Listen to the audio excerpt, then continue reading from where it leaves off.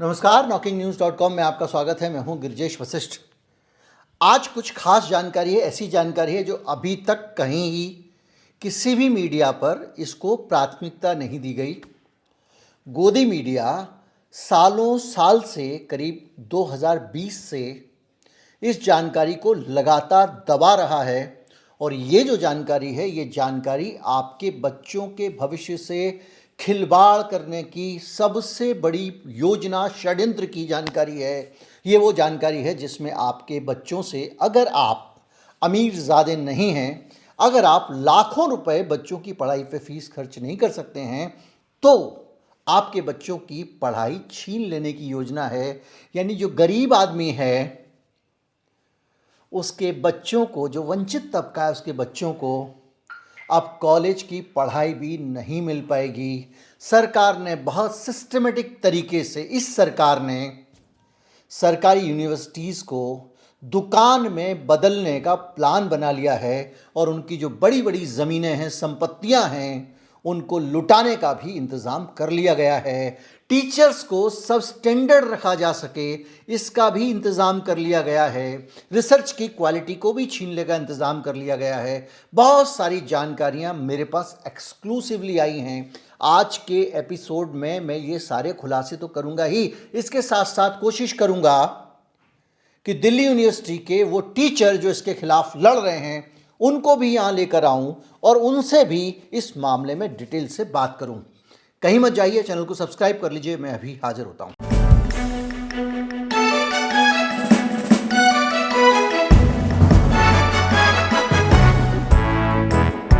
मोदी सरकार यूनिवर्सिटी की एजुकेशन को लेकर जो शिक्षा की नीति लेकर आई है, उस नीति के कारण हालत ये है कि दिल्ली यूनिवर्सिटी को एक साल के अंदर 1000 करोड़ रुपए का कर्जा लेना पड़ा है। दिल्ली यूनिवर्सिटी के पास अंग्रेज़ों के ज़माने से बहुत सारी बड़ी बड़ी ज़मीनें हैं जिन पे कॉलेजेस वगैरह चल रहे हैं और उन ज़मीनों पे खतरा खड़ा हो गया इससे, क्योंकि अगर यूनिवर्सिटी लगातार कर्जे लेगी और उसको अपने खर्चे को नहीं निकाल पाएगी तो ऐसी हालत में उसकी ज़मीनें कोई हड़प लेगा। हाल में एक मंत्री जी और सरकार के बड़े लोग दिल्ली यूनिवर्सिटी में आते हैं और एक कॉन्फ्रेंस लेते हैं। उसमें शिक्षकों से कहा जाता है कि यूनिवर्सिटीज़ के लिए पैसे जुटाओ। तो फंड कहाँ से लाएं? तो ये कहा गया कि एल्यूमिनाई जो हैं उनसे पैसे ले आओ। अरे भैया, एल्यूमिनाई से कभी एक बार इमरजेंसी में पैसे ले सकते हो। विश्वविद्यालय चलाने के लिए वो लोग जो कभी यहाँ पढ़ के गए हैं, जिनके पास पैसे हैं, लगातार पैसे तो नहीं मांगे जा सकते। अभी मैं एक आपको बानगी देता हूँ थोड़ी सी आंकड़ों की, उसके बाद आगे बढ़ेंगे।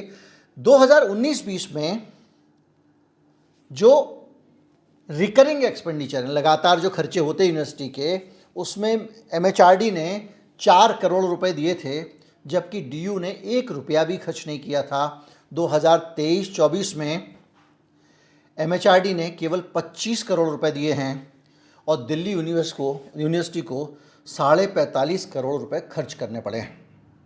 19-20 में पूरा खर्चा जो मानव संसाधन विकास मंत्रालय उठाता था और DU का कोई योगदान नहीं था, क्योंकि DU जो है वो जो शिक्षा दे रही है वो उस देश के कल्याण के दे रही है, ना कि मुनाफाखोरी के लिए। लेकिन अब DU पे दबाव आ रहा है। अगर DU का खर्चा 10 गुना हो जाएगा तो ऐसी हालत में, 5 साल की बात है ना, 2019 से अब तक, तो DU पैसे कहाँ से लाएगी? और ऐसा करने के साथ साथ इन्होंने एक और काम भी किया। इन्होंने एक यूनिवर्सिटी ग्रांट कमीशन होता था, उसके ज़रिए जो पैसा मिलने वाला था उस पैसे को बंद कर दिया। अब यूनिवर्सिटीज़ को कोई ग्रांट नहीं मिलती है, बल्कि इसकी जगह एक फंडिंग करने का मैकेनिज्म बना दिया जिससे उधार ले लो। और बताऊं मैं आपको, अब आपको इंफ्रास्ट्रक्चर की बात कर रहा हूँ। रिकरिंग खर्च के अलावा जो पर एक बार के खर्चे हैं, उसमें 19-20 में सरकार का योगदान 25 करोड़ था, जो 23-24 में 140 करोड़ हो गया, और DU का योगदान 19-20 में 0 था, जो अब 20 करोड़ है। इससे आप अंदाज़ा लगा लीजिए कि किस तरह से जो खर्चे हैं वो दिल्ली यूनिवर्सिटी के ऊपर बढ़ते जा रहे हैं। इसके अलावा यूनिवर्सिटी के कुछ खर्चे ऐसे होते हैं जो लगातार नहीं हो रहे होते हैं, एक बार कर दिया तो काफ़ी साल चलते हैं, उनमें से एक बिल्डिंग इंफ्रास्ट्रक्चर का खर्चा है। 19-20 में MHRD जो है उसका योगदान 25 करोड़ था, जो 2023-24 में 1 करोड़ 40 लाख कुल हो गया 25 करोड़ से। और DU का, दिल्ली यूनिवर्सिटी का जो योगदान था, अपने दिल्ली यूनिवर्सिटी का योगदान मतलब जो विद्यार्थी गरीब जो हम लोग पढ़ने हमारे बच्चे जाते हैं उनका योगदान जो 19-20 में शून्य था, उनको अब 20 करोड़ रुपए देने पड़ रहे हैं। किस पे? बिल्डिंग और इंफ्रास्ट्रक्चर पे। इसके अलावा एंडोमेंट पे 19-20 में सरकार का योगदान, केंद्र सरकार मानो व MHRD क्या, 6.5 करोड़ रुपए था मोदी जी का योगदान, जो 23 करोड़, जो 23-24 में आके 1 करोड़ रह गया, 6.5 करोड़ से 1 करोड़ आ गया।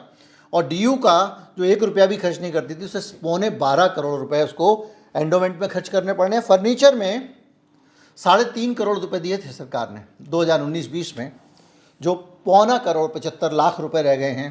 और DU जो कुछ नहीं देती थी वो 5 करोड़ दे रही है। यानी आप देखिए कि दिल्ली यूनिवर्सिटी को जो चलाने का काम था, जिसमें सरकार पैसा देती थी, वो पैसे बंद हो गए हैं। अब यूनिवर्सिटी अपने आप अपने खर्चे से चलाने वाली नौबत आ गई है।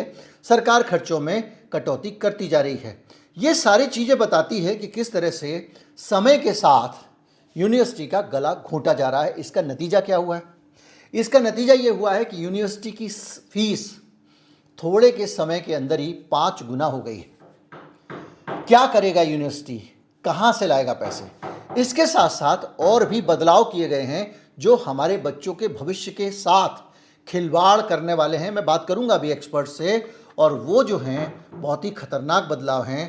केंद्रीयकरण यूनिवर्सिटी का, यानी 2019 में सरकार ने ये किया कि जो टीचर हैं वो परमानेंट जो प्रोफेसर रखते हैं, आप साइंटिस्ट रखते हैं यूनिवर्सिटी में, ऐसे लोग जो अपने अपने सब्जेक्ट के एक्सपर्ट होते हैं, उनको कम करो और उनकी जगह कॉन्ट्रैक्ट पे लोगों को रखो। संविदा पे कॉन्ट्रैक्ट पे रखने का मतलब ये हुआ कि आप टैलेंट से समझौता करो।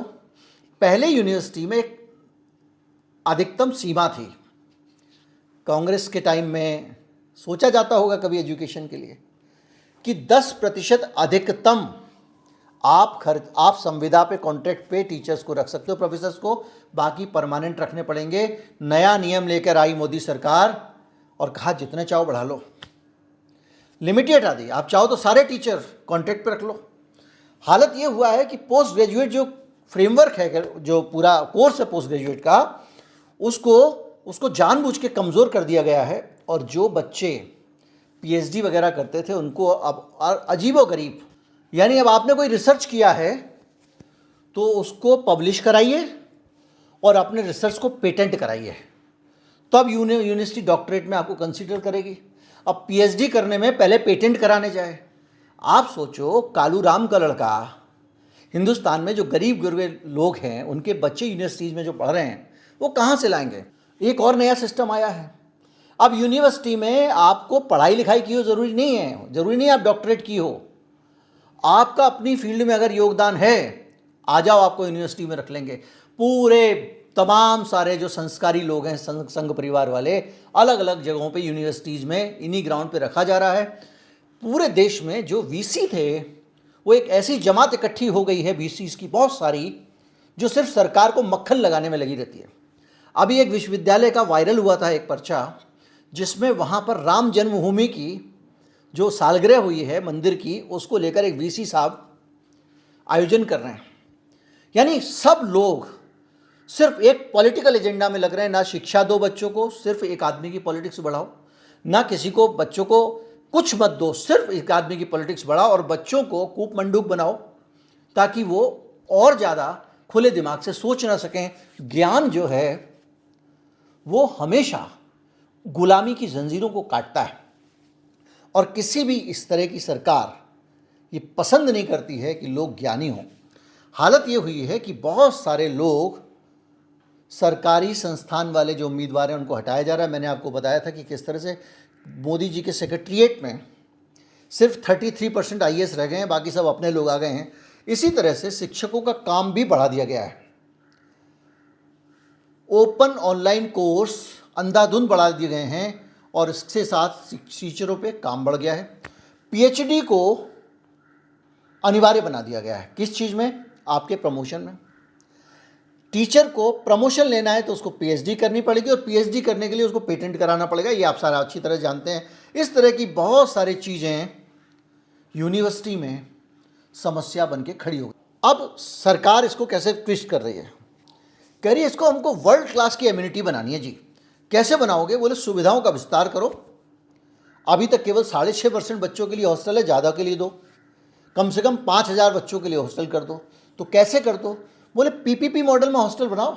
ज़मीन तुम्हारे पास पड़ी हुई है, उठा के किसी बिल्डर को दो, वो हॉस्टल बनाए और चलाए आपके यहाँ पे, और उसके महंगे हॉस्टल होंगे। इसी तरह से बहुत सारे कोर्सेज को यूनिवर्सिटी ने, अभी तो नया नया मामला है, तो पायलट प्रोजेक्ट के तौर पे पेड कॉलेज बना दिया गया है, यानी अपना खर्चा खुद उठाओ, और वो प्राइवेट यूनिवर्सिटी वाले जो हैं उस तरह से महंगे हो गए हैं। ये किया जा रहा है। इसके साथ साथ जो प्रोफेशनल मैनेजमेंट है यूनिवर्सिटीज़ का, उसके जो मॉडल हैं उसको भी पीपीपी लाया जा रहा है, यानी कि पब्लिक प्राइवेट पार्टनरशिप। आप जो हैं वो यूनिवर्सिटी का कोई एक डिपार्टमेंट, रसायन विभाग, बोले ठीक है गलगोटिया यूनिवर्सिटी वालों तुम चला लो, ठीक है। इसी तरह से बहुत सारी चीज़ों को यहाँ से वहाँ किया जा रहा है, और निजी और सार्वजनिक भागीदारी के नाम पे ये कहा जा रहा है कि हम एक जीवंत माहौल पैदा करेंगे, और ऑफ कैंपस ऐसी एक्टिविटीज़ के लिए पीपीपी, प्राइवेट कंपनियों को लाओ, कहो यूनिवर्सिटी में आप बनाओ मस्त रिक्रिएशनल चीज़ें, आप स्पोर्ट्स की फैसिलिटी बनाओ, सब बनाओ, सब पे पैसा लगाओ। यानी सारी जो यूनिवर्सिटी हैं सबको उठा के आपने कोठा बना दिया। आन दो, सिर्फ कमाई ही जीवन का एकमात्र मकसद है, क्योंकि पूंजीवादी सरकार है। तो ये जो हिंदुस्तान की जनता 80% आबादी जो देश का 70% टैक्स देती है,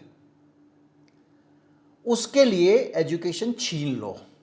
अमेरिका की बात करते हो, जर्मनी की बात करते हो, स्वीडन की बात करते हो, कभी देखा वहाँ एजुकेशन की कॉस्ट वहाँ के लोकल लोगों के लिए क्या है, नागरिकों के लिए? और यहाँ आप क्या कर रहे हो? और ऐसी हालत में जब बच्चे पढ़ के निकलेंगे तो क्या बन के तैयार होंगे? आप कल्पना कर सकते हैं वो कैसे दुनिया के एनवायरनमेंट में कम्पीट करेंगे। आज भारत का बच्चा जाता है तो अमेरिका से लेकर दुनिया भर में उसका डंका बज रहा है, उसको नौकरी पर रखने के लिए लोग तैयार हैं। लेकिन फिर क्या होगा? जो मेजॉरिटी ब्रेन है, बस वो गरीब के घर में पैदा हो गया तो वो देश के काम नहीं आएगा। लोग आरक्षण को इस तरह से तो देखते हैं कि उसको नौकरी दे रहे हैं, उसको प्रिविलेज दे रहे हैं। ये भी सरकार का प्रचारित किया गया तरीका है। ये भी तो सोचो कि वो जो वर्ग है जिसको आपने आरक्षण दिया, उसके अंदर बहुत सारा टैलेंट था जो इस देश के काम आ सकता था, इस देश की सेवा में लग सकता था। अभावों के कारण और परंपरागत सामाजिक पिछड़ेपन के कारण उसकी सारी की सारी प्रतिभा इस देश के काम ही नहीं आ रही है, कूड़े में जा रही है। और ये अब और होगा, क्योंकि अभी तक तो आप जाति के आधार पर खुश हो जाते थे, अब जाति के आधार पर नहीं, अब तो आर्थिक आधार पर भी आपको सुविधाओं से वंचित किया जा रहा है। इस देश में ये माना जा रहा था कि धीरे धीरे करके सबको शिक्षा, सबको काम मिलेगा। अब शिक्षा और काम सबका छीना जा रहा है। अब इसमें सोचिए, फैकल्टी की हाउसिंग वाउसिंग सब चीज़ों को प्राइवेट कर दिया गया है। अब ये मैंने आपको मोटा मोटा बताया कि किस तरह से दिल्ली यूनिवर्सिटी खतरे में आ गई है। और ये सिर्फ दिल्ली यूनिवर्सिटी पे लागू नहीं, ये देश की हर केंद्रीय यूनिवर्सिटी पे लागू है। ये बीएचयू पे भी लागू होगा, ये इलाहाबाद यूनिवर्सिटी पे भी लागू होगा, जो भी केंद्रीय यूनिवर्सिटी है, मुझे पता नहीं बीएचयू है कि नहीं, उस सब पे लागू होगा। और ये जितनी यूनिवर्सिटीज़ हैं, इनका अंग्रेज़ों के ज़माने से बड़ा बड़ा इंफ्रास्ट्रक्चर था। किसी को कहा जाता था कि ये भारत का एक्सपोर्ट है और ऑक्सफोर्ड है, किसी को कुछ कहा जाता था, किसी को इंडिया का कैम्ब्रिज कहा जाता था। शानदार भवन बना के दिए थे उन्होंने, मुफ्त में 1-1, 2-2 रुपये में शिक्षा मिला करती थी।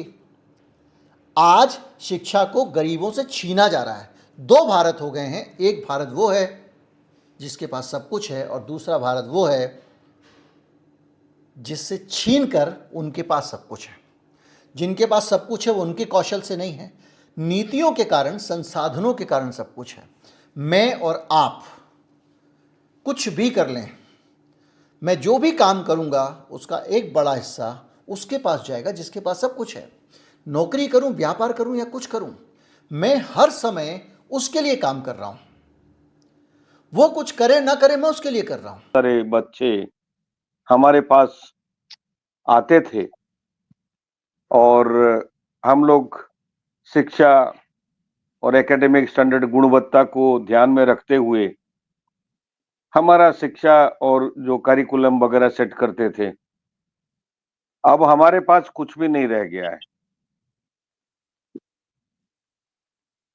देखिए सर, जी जी, मैं सुन रहा हूं सर। सबसे पहले शुरू करता हूं। अब टीचर का टीचर का सैलरी को छोड़ करके यूजीसी, जो यूनिवर्सिटी ग्रांट कमीशन अपने आप को कहलाती है, वो अपना इसी रिजर्व बैंक से आता है और कॉलेज और यूनिवर्सिटी का डेवलपमेंट के लिए जो डेवलपमेंटल ग्रांट आता था, जो मेंटेनेंस ग्रांट आता था, वो बंद हो चुका है। और अभी कहा जा रहा है कि आपको जो स्टूडेंट डेवलपमेंट फंड है, जिसको हम लोग कभी छूते नहीं थे और बहुत मिनिमम होता था, स्टूडेंट का फीस से स्टूडेंट डेवलपमेंटल फंड बनता है, उसको हम एक रिजर्व के रूप में रखते थे। कभी स्टूडेंट का किसी एक्टिविटीज में थोड़ा बहुत खर्च होता था, लेकिन आज जो लाइब्रेरी है, ये सारा चीज, लेबोरेटरी है, ये सारा चीज आज ये स्टूडेंट डेवलपमेंटल फंड से, सेमिनार है, कोई भी चीज हो, वो इसी पैसे से खर्च हो रहा है। सब रंग रोगन कराना हो, मेंटेनेंस कराना हो, ये सारा चीज, लेबोरेटरी के लिए कुछ खरीदना हो, तो ये सारा उस स्टूडेंट के ऊपर ये बर्डन पड़ा। और रही बात, अगर आपको कोई बिल्डिंग बनानी है तो ये हेफा का लोन लेकर के आए। शुरू के दिन से हमारा ऐतराज था, क्योंकि ये ग्रांट नहीं है, ये लोन है। सर, ये हेपा का लोन ये क्या है? लोन इसको थोड़ा साफ करके चले, क्योंकि जो का आम लोग भरपाई हैं वो तो लोग इन चीजों को नहीं इसका जानते हैं। जो बर्डन है, yes, higher education financing authority करके एक हेपा करके संस्था बनाया, जहां से आपको अगर हॉस्टल का हॉस्टल के लिए पैसा लेना है, क्लासरूम बनाना है, करना है, तो आपको हेफा लेते हैं, तो उसका 10%, 20% पैसा आपको देना होगा। आपकी आवाज जो है वो साफ नहीं आ रही है। में आज मेरे 10% है, ख्याल कल से आप एक बार 20% होगा, जी, या जी, कल जी। 50% होगा, कल 100% होगा। ये जैसे रेट ऑफ इंटरेस्ट का है, इसके लिए जी, जी। तो हम ये जो हेफा का जो लोन है, अब क्लियर आ रहा है सर? जी, जी, अब क्लियर है सर। अब क्लियर है? जी, एकदम क्लियर है सर। जी, जी, अब क्लियर है। तो ये जो हेफा का लोन है, जी, एकदम क्लियर है। इसका भरपाई कौन करेगा? छात्रों के ऊपर ये बर्डन पड़ेगा। कितने प्रतिशत छात्र है जो ये हेफा का लोन को दे पाएंगे? सामाजिक परिवर्तन का एक है, मनुष्य का जीवन को बदलने के लिए, नई चेतना पैदा करने के लिए हम लोग कार्य करते हैं। तो इसमें जो गरीब तबके के जो लोग हैं, जिनके बच्चे हैं, वो क्या इस लोन का बर्डन ले पाएंगे? आज मल्टीपल टाइम्स हमारा फीस स्ट्रक्चर बढ़ चुका है, और ये तो शुरुआत है। आगे आने वाला समय में ये काफी भयावह होगा। और दूसरी बात, जो साथ साथ इनका प्लान में, न्यू एजुकेशन पॉलिसी का प्लान में, बोर्ड ऑफ गवर्नर्स बनाए जाएंगे। दिल्ली यूनिवर्सिटी का बोर्ड ऑफ गवर्नर्स बन चुका है, और हर संस्था एक बोर्ड ऑफ गवर्नर्स के अधीन होगा। उसके रूल्स और कानून होंगे। कोई सेंट्रल कमांड स्ट्रक्चर, वो अपना कोर्सेस खुद तय करेंगे, अपना सैलरी खुद देंगे, क्या कोर्स पढ़ाएंगे, किससे कितना फीस लेंगे, ये सारा चीज वो तय करेंगे, फीस स्ट्रक्चर क्या रहेगा, सैलरी स्ट्रक्चर क्या रहेगा। इन सारा चीजों में कोई परमानेंट टीचर का कोई जगह नहीं है। और इसमें 3 प्रकार का टीचर का प्रावधान है, contractual teachers, tenure track appointment और प्रोफेसर्स ऑफ प्रैक्टिस। लगभग 18,000 प्रोफेसर ऑफ प्रैक्टिस अब हिंदुस्तान में लगाए जा चुके हैं और इनके पास साफ तरीके से लिखता है न्यू एजुकेशन पॉलिसी डॉक्यूमेंट में कि no educational qualification is required. Qualification नहीं है, वो आकर के प्रोफेसर बनेंगे। अब किस प्रकार का शिक्षा के बारे में इनका सोच है वो जाने और किस प्रकार से छात्रों को लाभान्वित होगा इस शिक्षा व्यवस्था से, ये एक बहुत बड़ा प्रश्न है। और हमें पूरा यकीन है कि ये प्राइवेटाइजेशन का एक बहुत बृहत रूप है। हर बीओजी एक परमानेंट, अगर बीओजी का फंक्शनिंग को देखते हैं, उसका कंपोजिशन को देखते हैं, बीओजी एक परमानेंट बॉडी है। अगर कोई इनकन्वीनियंट मेंबर उसमें आ जाता है तो उसको वो बीओजी हटा देगा और नया मेंबर को ले आएगा। इसका मतलब जिसको आपने दे दिया एक बार बीओजी, ये उद्योगपतियों को देंगे जो पैसे वाले लोग हैं और जिनका जो ट्रस्ट है, जैसे हिंदू कॉलेज का एक ट्रस्ट है, वो उसका मालिक बन जाएगा। दौलतराम कॉलेज का ट्रस्ट है, उसका मालिक बन जाएगा। वेंकटेश्वरा कॉलेज का ट्रस्ट है, उसका मालिक बन जाएगा। एआरएसडी कॉलेज का ट्रस्ट है, वो उसका मालिक बन जाएगा। एलएसआर का ट्रस्ट है जो वो उसका मालिक बन जाएगा और बाकी जो कॉलेजेस को ऐसे ही दूसरे लोगों को वो दे देंगे। यूनिवर्सिटी स्वतः अलग हो जाएगा। इसका विधिवत तरीके से इसका शुरुआत हो चुकी है। एक हमारा हेल्थ सेंटर था जहां पर कॉलेज और यूनिवर्सिटी के सभी कर्मचारी और टीचर्स उसका मेंबर होते थे। अब इन्होंने उसको बंद कर दिया। हम देख रहे हैं ये हम प्राइवेटाइजेशन के दलदल में फंसते हुए जा रहे हैं। जो टीचर का सर्विस कंडीशन होगा वो भी बीओजी तय करेगा, कितना तनख्वाह देगा वो भी तय करेगा। तो अब ये प्राइवेटाइजेशन नहीं है तो क्या है? और इसका सारे चीज का डेडलाइन है। कोई 2025 तक होगा, कोई 2027 तक होगा। ऐसे करते करते 1-2 साल में ये सारा चीज ये हो जाएगा। हाँ।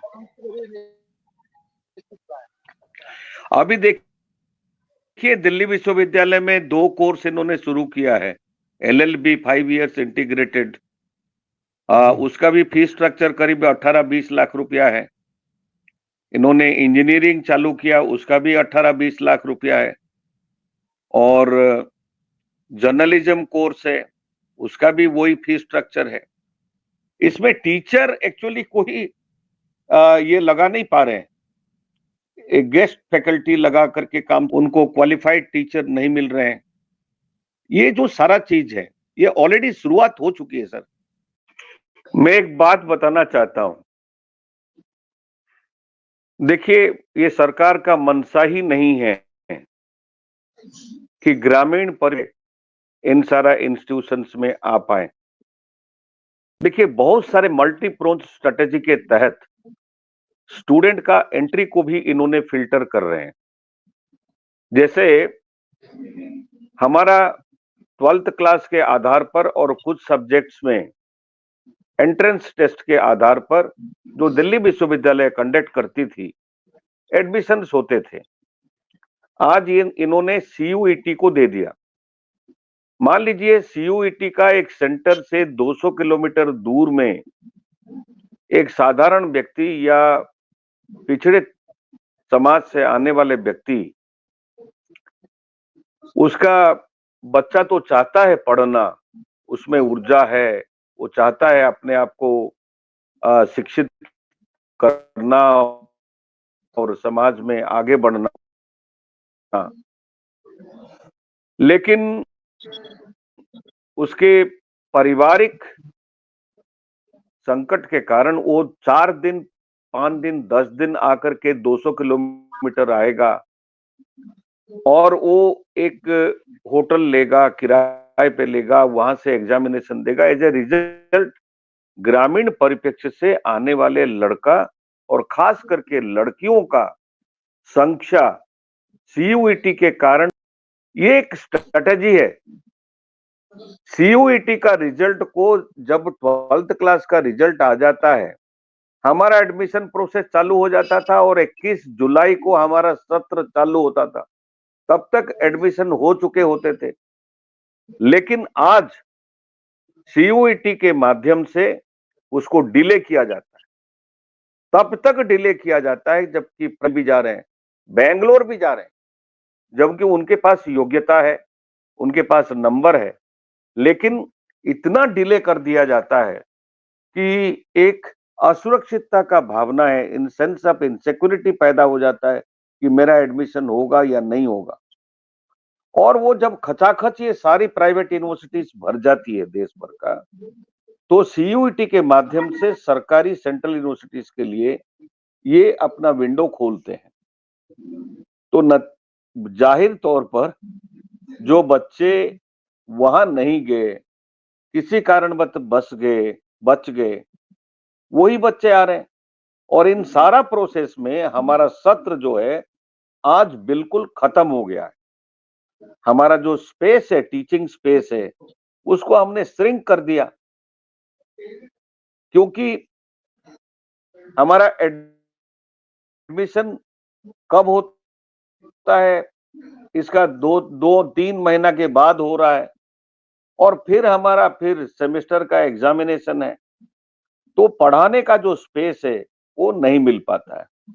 दूसरी ओर ये कौन बुद्धि दिया इनको, कौन से एकेडमिशियंस हैं, प्राइवेट यूनिवर्सिटी का वर्चस्व को बनाए रखने के लिए इन्होंने कोर्स करिकुलम को इस प्रकार से किया है ताकि कोर पेपर्स जो हम पढ़ाते थे, बच्चे जिसमें से पढ़ करके सिविल सर्विसेज करते थे, टीचिंग प्रोफेशन में आते थे, या साइंटिस्ट बनते थे, या बाहर जाते, पढ़ कर दिया। कोर्स तो वही है, लेकिन उसका जो 5 घंटा हर हफ्ता में हम लोग पढ़ाते थे, उसको इन्होंने 3 पीरियड, 5 घंटा मतलब 5 पीरियड को 3 पीरियड में कन्वर्ट करा दिया। जो प्रैक्टिकल होता था, प्रैक्टिकल का डेफिनेटली स्पेस कम रहता है, बच्चे ज्यादा हैं। 4 घंटे का जो प्रैक्टिकल होता था, वो 4 घंटे का प्रैक्टिकल को इन्होंने 2 घंटा में तब्दील कर दिया। इनको किसने बुद्धि दिया? लेकिन उच्च शिक्षा तबाही के दौर से गुजर रहा है। आप देखेंगे जिन बच्चे आते भी हैं, हम चाहते हैं पढ़ाना, वो बच्चा चाहता भी पढ़ना, लेकिन हम उसको पढ़ा नहीं पाते। प्रैक्टिकल में जो वॉल्यूम ऑफ स्टूडेंट्स हैं, उसको भी नंबर बढ़ा दिया। तो इन सभी कारणों की वजह से जिस प्रकार का शिक्षा का गुणवत्ता है, वो खत्म हो गया। और रही बात, अब एग्जामिनेशन में 2-2 महीना लग रहे हैं। अभी इसका एग्जामिनेशन हो रहा है, कल उसका एग्जामिनेशन हो रहा है। एक समय पर एक शिक्षक के ऊपर हम लोग एक वैकेशनल स्टाफ थे, जानबूझ करके वैकेशनल स्टाफ इसलिए रखा गया था। नहीं देखिए सबसे पहले तो एजुकेशन का सबसे बड़ा रोल ये होता है कि वो सोसाइटी को ट्रांसफॉर्म करे, है ना? तो इसीलिए ये ज़रूरी है कि जब वो जो भी एजुकेशनल इंस्टीट्यूशंस हैं, वहाँ पे डाइवर्स स्टूडेंट्स होने चाहिए। इन द सेंस कि वो स्टूडेंट्स एक ही तबके के नहीं होने चाहिए, वो कमज़ोर वर्ग के भी होने चाहिए या अगर कोई ऐसे बैकवर्ड रीजन्स हैं, वहाँ से भी हों, कॉन्फ्लिक्ट टॉर्न रीजन से भी हों, ताकि उनको भी एक मौका मिले कि वो ऐसे एजुकेशनल इंस्टीट्यूशंस में आके पढ़ सकें। तो इसीलिए ये बहुत ज़रूरी है भारतीय समाज के मुताबिक कि फ़ीस स्ट्रक्चर जो है ये कम रहे और इसीलिए स्टूडेंट्स जो हैं, जो हर तरीके के आ सकते हैं। मुझे याद है कि जब मैं जेएनयू में थी, तो वहाँ पे हम लोग बहुत ही ज़्यादा जो स्टूडेंट्स थे, क्योंकि वहाँ पे फीस स्ट्रक्चर कम था, तो हर तबके के स्टूडेंट्स वहाँ पे आते थे और उससे हमें एक-दूसरे से बहुत कुछ सीखने को मिलता था, कि भारतीय समाज के अंदर कितना ज़्यादा जो है डिस्पैरिटी है in terms of income, in terms of social status etcetera. तो इसीलिए जो प्रोफ़ेसर्स हैं, जो शिक्षक हैं, उनका ये रोल और रिस्पॉन्सिबिलिटी होती है कि एजुकेशनल इंस्टीट्यूशंस को हमेशा वैसे ही बना के रखें जिसमें कि हर तरीके के, हर तबके के स्टूडेंट्स जो हैं आके अपनी पढ़ाई कर सकें। और दिल्ली विश्वविद्यालय हमेशा से ही ऐसा इंस्टीट्यूशन रहा है, लेकिन अगर इसकी फीस स्ट्रक्चर को इंक्रीज़ कर दिया जाएगा, तो I am very sorry to say कि हम उतने ज़्यादा स्टूडेंट्स को डिस डिस जो डिस यू नो डाइवर्स बैकग्राउंड से जो आ रहे हैं, हम उनको नहीं पढ़ा पाएँगे। तो ये हमारी बिल्कुल भी एक तरीके से एजुकेशन इंस्टीट्यूशंस की एक देश सेवा होती है पब्लिक फंडेड एजुकेशन इंस्टीट्यूशंस की, कि वो हर तबके के वो कैटर करे, जो नहीं हो पाएगा if Delhi university moves towards privatisation. HEFA 1000 crore में एक डेट ट्रैप में फंस जा रहा है यूनिवर्सिटी। दिल्ली यूनिवर्सिटी भी एक डेट ट्रैप फंसा है, दिल्ली यूनिवर्सिटी भी फंसा है, साथ ही साथ जो कॉलेजेस हैं वो भी हीफा लोन की तरफ जा रहे हैं। तो इससे आगे भी बच्चों की फीस ही बढ़ेगी, क्योंकि लोन आप कैसे पे करोगे? लोन तो जी, जी। आपको पे करना ठीक कहा। 10% भी दरअसल पे क्या करना। है कि ठीक कहा आपने। दरअसल जब एक स्टूडेंट और एक यूनिवर्सिटी और एक कॉलेज लगातार जब उसको फंड नहीं मिलेंगे, आपको घर चलाने के लिए अगर पैसा नहीं है, एक सरल तरीके से समझिए, आपने पड़ोसी से उधार ले लिया, आपको कहा कि पैसे की कमी होगी तो कोई बात नहीं, आप उधार ले सकते हैं और बिल्कुल। अब क्या होगा कि आपने घर चलाना शुरू किया उधार लेके, तो भई आखिर में आपको उसी वेतन में से तो उसका चुकाना है। तो जब यूनिवर्सिटी के पास पैसा आएगा ही नहीं, तो वो क्या करेगा? वो ये करेगा कि अपने स्टूडेंट्स के ऊपर ज़्यादा से ज़्यादा फीस लगाएगा। जब आपके पास पैसा नहीं ज्यादा से होगा ज्यादा घर फीस चलाने के लिए। लगाएगा, प्लस क्या करता है दिल्ली यूनिवर्सिटी का मैं बता सकती हूँ। अब ये क्या करते हैं कि एक कंपनी वगैरह खोल दिए हैं कि हम कॉर्पोरेट सेक्टर से भी पैसा लाएंगे। डोंट एलुमनाई से तो पूरी यूनिवर्सिटीज लाती हैं, बहुत वर्ल्ड फेमस, बहुत सारे, that's the kind of common practice. लेकिन अब आप यूनिवर्सिटी के फंडिंग को कॉर्पोरेट हाउसेस से यदि लिंक करेंगे, तो ये सीएसआर के तहत हो या किसी के भी तहत हो, बेसिकली यदि कोई बिजनेस हाउस आपको फंड दे रहा है तो वो आपको कंट्रोल करना चाहेगा। और हम देख रहे हैं कई कॉलेजेस में भी इस तरह से बिजनेस हाउसेस से ये लोग पैसे, यदि पैसा आ रहा है तो वो अगला काम क्या करते हैं कि जीबी में कंट्रोल करते हैं। दिल्ली यूनिवर्सिटी में भी जी, इस जी। तरह से अभी हाल में एक समर्पण समारोह किया गया था, जिसमें कि डोनर्स और कॉर्पोरेट हाउसेस से जो डोनेशन करते हैं उनको उनको सम्मानित किया गया था। पर ये प्रथा चल गई है कि हम किस तरह से ऑल्टरनेटिव सोर्सेज से पैसे ले लें, क्योंकि सरकार तो दे ही नहीं रही है, फंड कट कर रही है। तो इसमें क्या होगा कि अल्टीमेटली जो दिल्ली यूनिवर्सिटी, सेंट्रल यूनिवर्सिटी और दिल्ली यूनिवर्सिटी स्पेशली हम उसकी बात कर रहे हैं, तो उसमें हम देखते हैं कि इंडस्ट्रीज का अनड्यू हमारा इंटरफेरेंस होगा। और यदि आप ड्राफ्ट यूजीसी रेगुलेशन देखिए 2025 में, तो हम देखते हैं कि यहाँ पे वाइस चांसलर भी प्रोविजन है कि इंडस्ट्रियल एक्सपर्ट्स आ जाएंगे, इंडस्ट्री से वाइस चांसलर भी अपॉइंट हो सकते हैं। अब आप देखिए कि एक एकेडमिक इंस्टीट्यूशन, एक यूनिवर्सिटी अब अपने आप को सब तरह से ट्रांसफर, इसका स्ट्रक्चर को बदला जा रहा है, सो दैट कि ये इंडस्ट्रीज के हाथ में चले जाए, प्राइवेट प्लेयर्स के हाथ में चले जाए, कॉर्पोरेट जी, जी, प्लेयर्स के जी, हाथ जी। में चले जी, जाए। तो जी। That is something which is a very dangerous trend. तो हम जी, लोग जी श्रीमती। आटा जो हमारा आदित्य ग्रुप है जी। सर, जी। वो इसी के उसके खिलाफ में हम लोग आवाज उठाते हैं, टीचर्स को सेंसिटाइज करते हैं, स्टूडेंट्स भी समझते हैं, स्टूडेंट्स को भी सेंसिटाइज करते हैं, क्योंकि ज्यादा फीस के बावजूद स्टूडेंट के पास जो आ रहा है, जो उनको पढ़ाई के लिए जो उनके पास प्रोडक्ट दिया जा रहा है, जो वो पढ़ रहे हैं क्लास में, उनसे वो काफी डिससेटिस्फाइड है। यूजीसीएफ के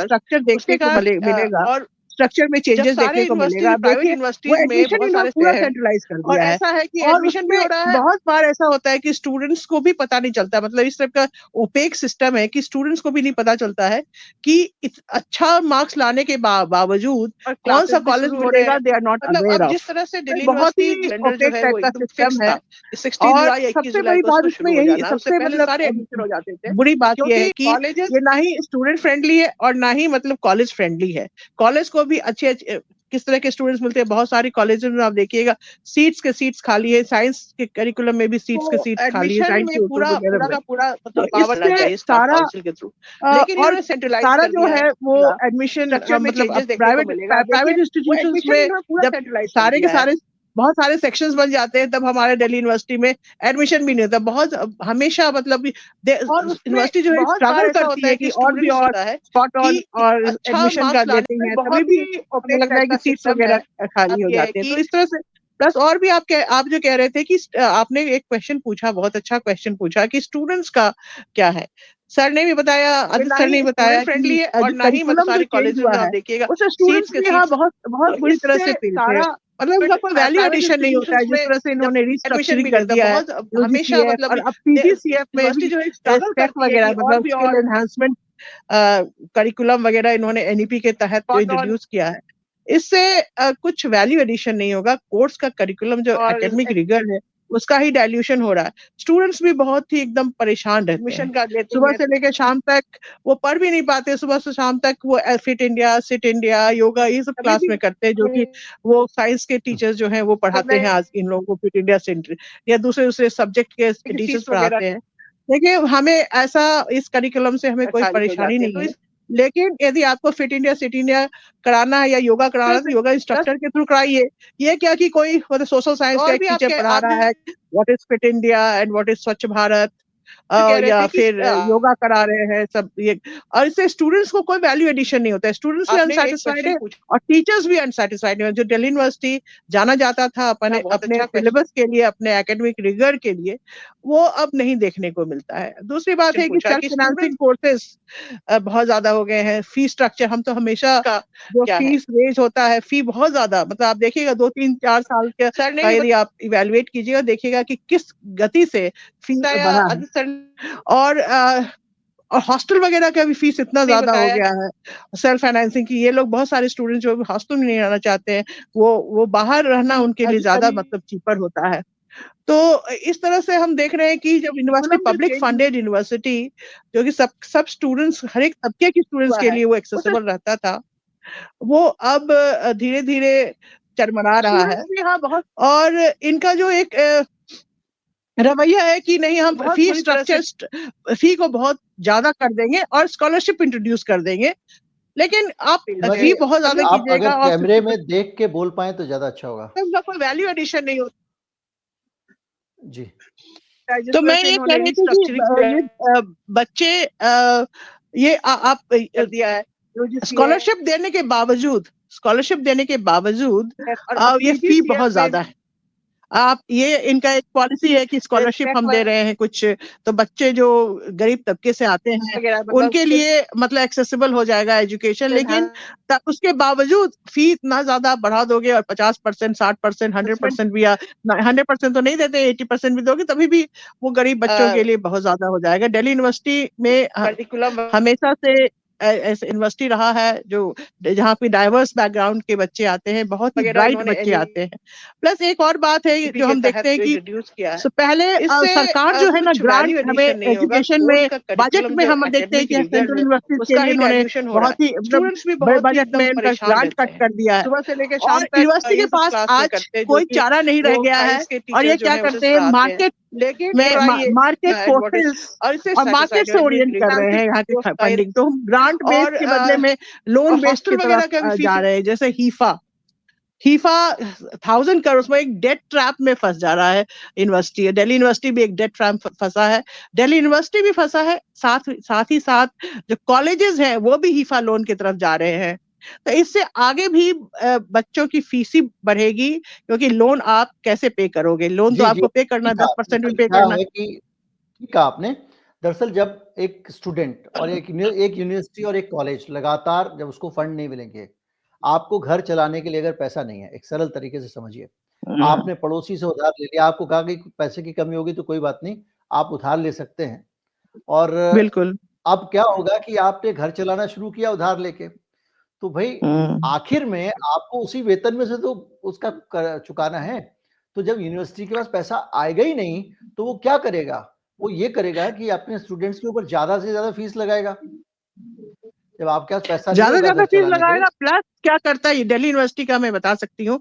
अब ये क्या करते हैं कि एक कंपनी वगैरह खोल दिए हैं कि हम कॉर्पोरेट सेक्टर से भी पैसा लाएंगे। डोंट एलुमनाई से तो पूरी यूनिवर्सिटीज लाती हैं, बहुत वर्ल्ड फेमस, बहुत सारे, that's the kind of common practice. लेकिन अब आप यूनिवर्सिटी के फंडिंग को कॉर्पोरेट हाउसेस से यदि लिंक करेंगे, तो ये सीएसआर के तहत हो या किसी के भी तहत हो, बेसिकली यदि कोई बिजनेस हाउस आपको फंड दे रहा है तो वो आपको कंट्रोल करना चाहेगा। और हम देख रहे हैं कई कॉलेजेस में भी इस तरह से बिजनेस हाउसेस से ये लोग पैसे, यदि पैसा आ रहा है तो वो अगला काम क्या करते हैं कि जीबी में कंट्रोल करते हैं। दिल्ली यूनिवर्सिटी में भी जी इस जी तरह से अभी हाल में एक समर्पण समारोह किया गया था, जिसमें कि डोनर्स और कॉर्पोरेट हाउसेस से जो डोनेशन करते हैं उनको उनको सम्मानित किया गया था। पर ये प्रथा चल गई है कि हम किस तरह से ऑल्टरनेटिव सोर्सेज से पैसे ले लें, क्योंकि सरकार तो दे ही नहीं रही है, फंड कट कर रही है। तो इसमें क्या होगा कि अल्टीमेटली जो दिल्ली यूनिवर्सिटी, सेंट्रल यूनिवर्सिटी और दिल्ली यूनिवर्सिटी स्पेशली हम उसकी बात कर रहे हैं, तो उसमें हम देखते हैं कि इंडस्ट्रीज का अनड्यू हमारा इंटरफेरेंस होगा। और यदि आप ड्राफ्ट यूजीसी रेगुलेशन देखिए 2025 में, तो हम देखते हैं कि यहाँ पे वाइस चांसलर भी प्रोविजन है कि इंडस्ट्रियल एक्सपर्ट्स आ जाएंगे, इंडस्ट्री से वाइस चांसलर भी अपॉइंट हो सकते हैं। अब आप देखिए कि एक एकेडमिक इंस्टीट्यूशन, एक यूनिवर्सिटी अब अपने आप को सब तरह से ट्रांसफर, इसका स्ट्रक्चर को बदला जा रहा है सो दैट कि ये इंडस्ट्रीज के हाथ में चले जाए, प्राइवेट प्लेयर्स के हाथ में चले जाए, कॉर्पोरेट जी जी प्लेयर्स के जी हाथ जी में चले जी जाए। तो जी that is something which is a very dangerous trend. तो हम जी लोग जी सीमा जी। आज का जो हमारा आदित्य ग्रुप है जी। सर, जी वो इसी के उसके खिलाफ में हम लोग आवाज उठाते हैं, टीचर्स को सेंसिटाइज करते हैं, स्टूडेंट्स भी समझते हैं, स्टूडेंट्स को भी सेंसिटाइज करते हैं, क्योंकि ज्यादा फीस के बावजूद स्टूडेंट के पास जो आ रहा है, जो उनको पढ़ाई के लिए जो उनके पास प्रोडक्ट दिया जा रहा है, जो वो पढ़ रहे हैं क्लास में, उनसे वो काफी डिससेटिस्फाइड है यूजीसीएफ के। सीमा जी, आपकी आवाज मैं सुन नहीं पा रहा हूं। आदित्य जी, आदित्य सर, मैं आपसे ये जानना चाहता हूं कि ये जो पूरी तस्वीर अभी तक के डिस्कशन में हमारे सामने आई, उस तस्वीर में हम एक चीज देख पा रहे हैं। एक तो फाइनेंशियली कर्ज से दबी हुई यूनिवर्सिटी, दूसरी इंडस्ट्रियलिस्ट लोगों से, अमीर लोगों के एहसान से दबी हुई यूनिवर्सिटी, पॉलिटिकल इन्फ्लुएंस इतना कि एक तरफ तो आप सारी एडमिशन प्रोसेस को सेंट्रलाइज कर रहे हैं, दूसरी तरफ से आप कॉलेजेस को और ज्यादा एम्पावर कर रहे हैं। यानी कॉलेज अपनी चीजें, अपने कोर्सेज, बहुत सारी चीजें खुद डिजाइन कर सकते हैं। सेंट्रल गवर्नमेंट स्टूडेंट भर्ती करेगी तो यूनिवर्सिटी का अस्तित्व कहां बच जाएगा, पहली चीज। दूसरा, आज जो लोग आपको फंड दे रहे हैं, कल के दिन वो इंडस्ट्रीज कहेंगे कि भाई हमको कुछ स्टूडेंट्स का कोटा भी दे दीजिए आप एडमिशन के लिए, कुछ ये कहेंगे कि भाई हमको आप 4 सर सीट भी उसका दे दीजिए, प्रावधान है। नहीं नहीं नहीं जी नहीं सर। नहीं पंत साहब, इसका तो न्यू एजुकेशन पॉलिसी में बकायदा प्रावधान है। वो मांगने की जरूरत नहीं है, वो टोटल कंट्रोल उन्हीं के हाथ में जाएगा। बीओजी जी बनेगी, यूनिवर्सिटी का बीओजी बनेगी, कॉलेजेस का बोर्ड ऑफ गवर्नर्स बनेंगे, ये एक, और उसको कोई सहायता नहीं मिलेगा, वो अपना फंड्स खुद जनरेट करेंगे। तो जब वो जनरेट करेंगे, admission will be controlled by them, courses will be controlled by them, appointment में कोई परमानेंट टीचर की जरूरत नहीं है, contractual teachers, tenure track appointment, professor of practice लगेंगे। देखिए, एक बेहतरीन यूनिवर्सिटी को आप स्लो पॉइजनिंग के माध्यम से आप आज हत्या कर रहे हैं। आज हम जो कोर पेपर पढ़ाते थे उसके जगह पर आज टीचर जो कभी योगा कभी किया ही नहीं, उसको आप कह रहे हैं कि वो योगा पढ़ाओ, सिट इंडिया पढ़ाओ, ईट इंडिया पढ़ाओ, ये हैप्पीनेस। बच्चा जब नौकरी करेगा, अच्छा से पढ़ेगा, हैप्पी वो रहेगा, उसका परिवार रहेगा, उसका समुदाय रहेगा। ये यूनिवर्सिटी का लक्ष्य है, to dispense education, to dispense knowledge to the best of its capacity to empower people, and those who are in the marginalized sections also, they have also equal access. यही हमने शुरू से करते आ रहे थे। आज ये सारी तस्वीर बदल चुकी। अभी जो नया सर्विस कंडीशन आया, जिसके और सीमा जी ने इशारा किया, मैं बताना चाहता हूं बाकायदा प्रावधान है कि आपका वाइस चांसलर का कोई क्वालिफिकेशन नहीं है, वो इंडस्ट्रियलिस्ट बन सकता है। आपका प्रिंसिपल का कोई क्वालिफिकेशन नहीं है, वो भी प्रिंसिपल बन सकता, कोई भी बन सकता है। क्यों? ये प्रश्न है, क्यों ऐसा किया गया? ताकि उनको आज यूनिवर्सिटी और कॉलेजेस को चलाने के लिए बेहतरीन एकेडमिशियंस की जरूरत नहीं है, उनको जरूरत है एक फंड मैनेजर का। उनको जरूरत है कि कैसे अर्थ को लाया जाएगा, कौन से कोर्सेस लाएंगे तो वो बिक पाएगा बाजार में, और किस कैटेगरी के लिए वो बना रहे हैं कि ताकि हमसे ज्यादा से ज्यादा वो बच्चे आएंगे। और इस सारे प्रोसेस में हिंदुस्तान का जो ज्यादातर जनसंख्या है ये उच्च शिक्षा से वंचित रहेगा, और ये पुश कर रहे हैं उन तमाम छात्रों को कि तुम ऑनलाइन एजुकेशन में आ जाओ और ऑनलाइन में तुम शिक्षा पाओ। और क्लासरूम टीचिंग जो है वो प्रिविलेज क्लास का एक मोनोपोली बन रहा है। This is a very dangerous trend and this is actually killing the very spirit of higher education and the university system. University stands for universe of knowledge, and there is no limit to it. आप उसको एक professional तरीके से कैसे dispense करेंगे, ये course और curriculum में विधिवत तरीके से आ रहा था, आज उसका कोई मूल्य नहीं है। आज प्राइवेट यूनिवर्सिटी ये कह रहा है, जो पहले दिल्ली विश्वविद्यालय पढ़ा रहा था आज हम वही सब्जेक्ट पढ़ा रहे हैं, लेकिन दुर्भाग्य की बात यह है कि हम उतना सब्जेक्ट को नहीं पढ़ा पा रहे हैं, हमारे पास वो पर्याप्त स्पेस नहीं है। आज टीचर के ऊपर इतना बर्डन है, उसको मल्टीटास्किंग बना दिया गया है। एक टाइम पे एक टीचर यहां एडमिशन भी किया, क्लास भी ले रहा है, आपको इवेल्युएशन भी कर रहा है और एग्जामिनेशन में इन्विजिलेशन भी कर रहा है। ये सारा चीज कभी संभव है क्या? एक थॉट प्रोसेस जनरेट करने के लिए कोई मैकेनिकली नहीं कर सकता है इन सारा चीजों को। इसलिए जो स्पेस है इसका मूल्य ये सरकार नहीं समझ पा रही है, और ये सरकार का एक ही मंशा है, अपने पल्ला झाड़ो और प्राइवेट के हाथ में दे दो, जो चलेगा चलेगा, ये हमारा जिम्मेदारी नहीं है। करस्पॉन्डेंस और हमारे कोर्स बच्चे और तो इस जाके तरीके का बाहर रखो। विदेशों में पढ़ाई कर ही लेंगे। हमारे जनरली बच्चे तो विदेशों में पढ़ जा लेते रहे हैं, हैं है ना, हमारे बच्चे विदेशों में सर। पढ़ लेंगे। जी मैं आपको बताना चाहता हूं, इंग्लैंड का बजट का 13% हिस्सा वो एजुकेशन में लगाते हैं, 13%, और जी जीडीपी का 6% उस एजुकेशन से उनको फायदा होता है। क्या इंडिया एक एजुकेशन प्रोवाइडर नहीं बन सकती है? क्या हम थोड़ा सा अगर अच्छा से फंड करें तो हम फंड जनरेट भी कर सकते हैं, बाहर के बच्चे भी हमारे पास आ सकते हैं, हम सबको पढ़ा सकते हैं, यहाँ का बच्चों को भी पढ़ा सकते हैं।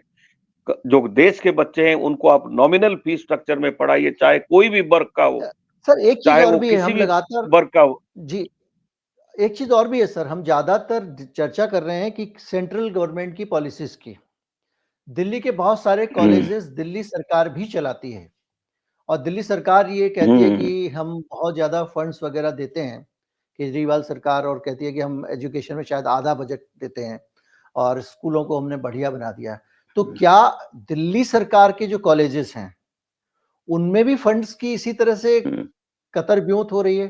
क्या वहां पर भी ये चल रहा है कि आप जो है वो देखिए, बच्चों को मत पढ़ाओ, पैसा बचाओ, ये दुकान बना दो? नहीं, उनका तो देखिए यही पॉलिसी में वो भी आते हैं। वो दिल्ली का जो कॉलेजेस है वो दिल्ली यूनिवर्सिटी का गाइडलाइंस और नियम के हिसाब से चलता है, लेकिन आज फंड का क्राइसिस वहां भी एक आर्टिफिशियल बनाया गया है आज गवर्निंग बॉडी नहीं है, और संवाद दिल्ली सरकार से ये रखना नहीं चाहते हैं किसी तरीके से। एक संवाद विहीनता में एक क्राइसिस पनपा है, जिसके तहत हमारे शिक्षक साथियों को, हमारे कर्मचारियों को समय पर कई बार तनख्वाह नहीं मिलती है। ग्रांट में बढ़ोतरी हुई है, कहां 125 करोड़ से ग्रांट, दिल्ली सरकार आज 450 करोड़ ग्रांट दे रही, और लेकिन कई बार ये समय पर नहीं आ पाता है, ये एक समस्या है। लेकिन दिल्ली सरकार का ये कभी नहीं कहना है कि भाई हम लेबोरेटरी के लिए पैसा नहीं देंगे, हम इसके लिए पैसा नहीं देंगे, ये नहीं कहना है, उनका ये नीति नहीं है। लेकिन जो नीति दिल्ली विश्वविद्यालय का होगा, आखिरकार उसी नीति से वो भी चलेंगे, क्योंकि यहां उनका नीतियों से हमारे कोई प्रभाव नहीं पड़ने वाला है। दिल्ली यूनिवर्सिटी एक सेंट्रल यूनिवर्सिटी है, हमारा जो एक्ट, स्टैट्यूट, ऑर्डिनेंसेस, अब ये जब बदल जाएंगे, तब डेफिनेटली आगे का क्या होगा वो अलग बात होगी।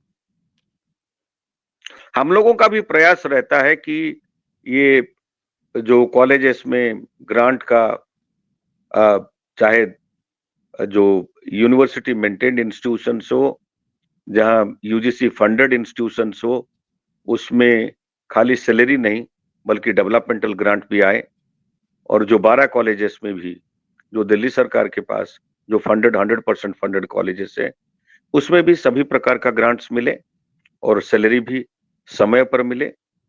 और पैसा तो वो अब दे रहे हैं, आखिरी लेकिन वो उस तरह से कर नहीं सकते हैं क्योंकि पॉलिसी सपोर्ट नहीं कर रही हैं।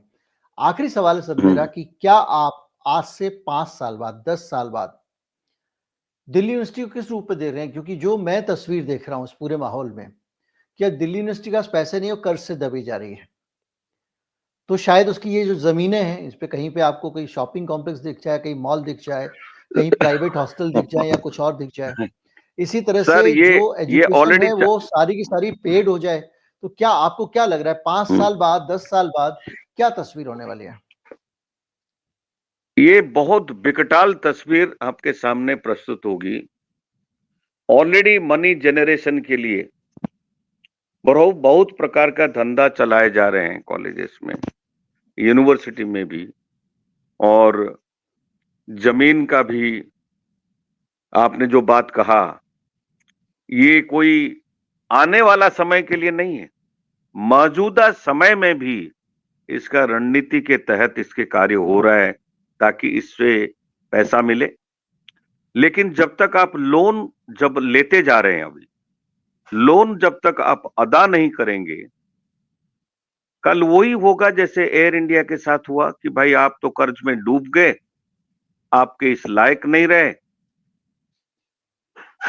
और आपको बेदखल किया जाता है और आपको प्राइवेट के हाथ में दे दिया जाता है।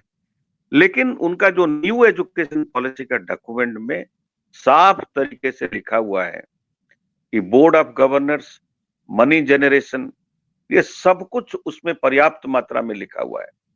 और ये भी लिखा हुआ है कि जिस दिन ये बीओजी बनेगा, जितने पुराने आपके act, statute, ordinances, contracts, appointments सारे नलिफाइड हो जाएंगे, और BOG will bring about fresh guidelines for everything, and you cannot challenge it. That is part of the new education policy document. You cannot challenge it. जितने, हाँ, you cannot challenge it because वो तो एक राष्ट्रीय नीति है। जो BOG बनेगा, इसके बाद जितने भी कॉन्ट्रैक्ट्स है, जितने भी अपॉइंटमेंट्स है, जितने भी आपके कमिटमेंट्स है, वो कोई भी चीज को लेकर के आप आप इसको ये नहीं कह सकते कि मुझे उतना ही मिलना चाहिए जितना पहले मिल रहा था, या मुझे उतना ही सैलरी मिलना चाहिए, मेरा नेचर ऑफ जॉब ऐसा होना चाहिए, या स्टूडेंट का ये होना चाहिए। ये सारा चीज के बारे में साफ तरीके से लिखा हुआ है कि बीओजी जैसे तय करेगी जिस भी चीज के ऊपर, स्वीपिंग पावर्स है बीओजी के पास, स्वीपिंग पावर्स, आपके सारे पावर्स बीओजी को दे दिया है। ना यूजीसी, ना एमएचआरडी, ना कोई, आप किसी को पार्टी नहीं बना सकते हैं। एक हायर एजुकेशन कंट्रोल अथॉरिटी अलग से है, बन रहा है। वो बन ही चुका है, काम करना भी चालू कर दिया है। अब उसके तहत ये सारा चीज आएगा। ये सारा चीज बीओजी लेवल में ही तय हो जाएगा। और थैंक ये यू जो सर, थैंक यू वेरी शिक्षा मच। का सेंट्रलाइजेशन, जी जी, थैंक यू, बहुत बहुत शुक्रिया सर, थैंक यू सर, आपने बहुत थैंक यू। बेहतरीन जानकारियां दी। और ये जो मुझे गर्व है इस बात पे कि ये कितना बड़ा शिक्षा का की हत्या का काम चल रहा है। ये सिर्फ दिल्ली विश्वविद्यालय का मामला नहीं है, देश भर के विश्वविद्यालयों को खत्म करने का काम चल रहा है।